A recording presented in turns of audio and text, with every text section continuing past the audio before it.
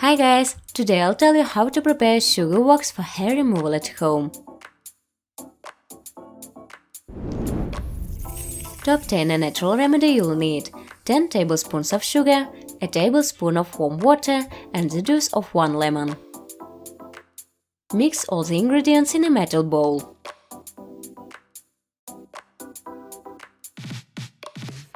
Put the product on the smallest fire and cook for about 5 minutes.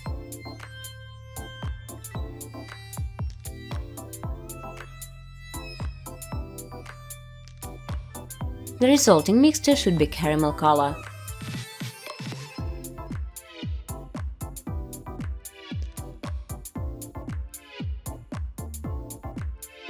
To check the readiness, take a small amount of the composition and throw it in cold water. The mixture is considered ready when a drop of sugar wax hardens in water and easily rolls into an elastic bowl. Soften wax with hands before using.